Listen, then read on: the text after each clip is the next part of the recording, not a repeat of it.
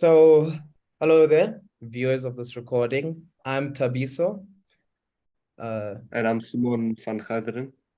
So maybe just to start off, you can just tell us a bit about your incubation hub and the whole organization and what it is that you do. Sure. So we are a collaborative network of youth, small businesses. So we're a non-profit organization. We started about 3 years ago, working with young people that were supported by some corporates with monthly stipends through the Youth Employment Services Program. So we worked with some corporate clients that supported skills development projects. So they supported these youngsters with monthly stipends. We then coordinated those youngsters to establish small businesses or non-profit organizations that focus on a particular social ill in the community.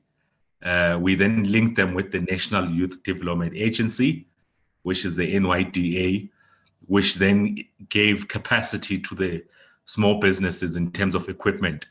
So at the moment, we have about 14 small businesses that have been funded by the NYDA, and those youth have been able to create employment for themselves and their immediate friends by starting small businesses.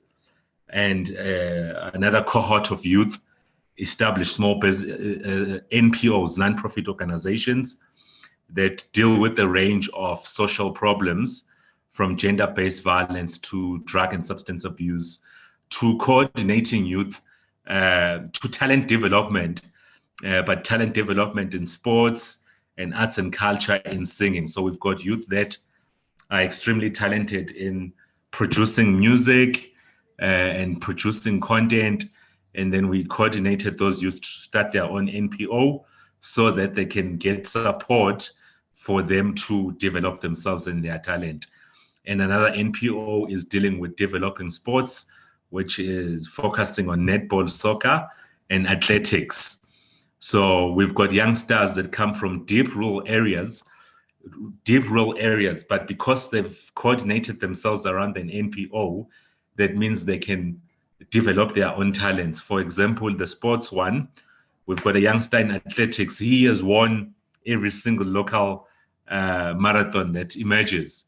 And he is currently being trained by a former Comrades winner, who's also a local based in Anderbeck. So they are now able to do that because they've managed to organize themselves around an NPO. So we've got a whole range of poverty alleviation projects that youth implement in rural communities. So that's what we do.